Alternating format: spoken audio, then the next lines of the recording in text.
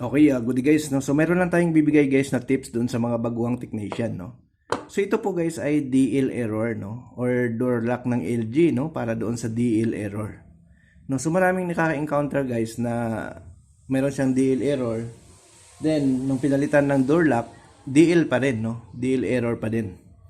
So ituro ko lang po sa inyo guys. Ang isa sa naging problema diyan guys ng DL error, kadalasan yung socket na nakakonect dito nagkakaroon siya ng corrosion, no? Pag napansin nyo guys yung socket, mayroon na siyang kulay green yung socket, no?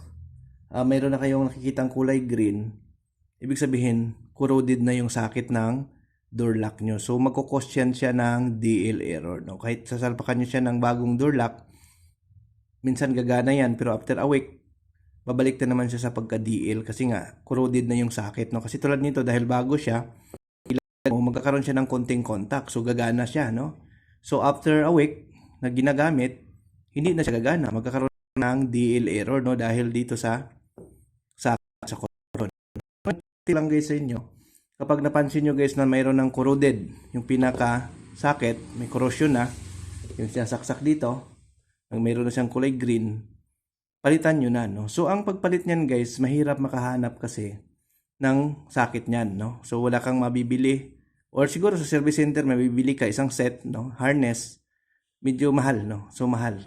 So bilang technician, no, so bigyan ko kayo ng idea or tips kung anong ginagawa namin sa mga ganyan, no?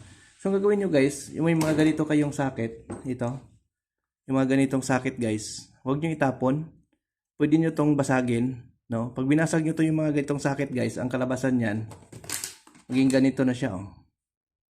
Yan. So yung mga dulo niyan, meron siyang, yan oh. Meron siyang parang nakabuka din siya, no? So yun ang gawin nyo, panglagay na lang. I-individual nyo na lang siya lagay dito, isa-isa. Lagay nyo sa isa-isa, yan, tulad yan. Lagay nyo sa isa-isa, ganon din dito sa kabila, no? Then, siyempre, paglagay nyo yan, pag nilagay nyo na to, siyempre tandaan nyo yung position doon sa socket. Kung anong wire ang tumama sa ganitong socket, dito nyo sa tap, no? Para iwas back job, no? Para wala kayong back job kasi kadalasan nagba-back job to, no? So kailangan nyo guys ng mga ganito, no? Yan, tulad nito, meron kang ganito. So ang gagawin nyo siya, dito nyo sa ilalagay nyo lang siya sa socket niya, itutusok nyo lang siya dyan, no? Pag na-match mo na siya, tusok mo na. Ganon din, apat, no? So pag nailagay nyo na siya, yan, pagka naitusok nyo na siya, ang gagawin nyo siya, tatama nyo lang siya guys, no? Kasi ito guys, yung mga ganito kasi, itong mga socket na to, merong ano yan, no? Isusaksak yan, merong parang bakal sa loob yan na nakakonek sa wire. So yun lang guys ang itutusok nyo, maging individual na yung socket nyo, individual. So kapag nagkaroon na siya ng connection na ganun, idudugtong nyo na lang. So ang gagawin nyo lang, ititrace nyo lang to kung anong parts yung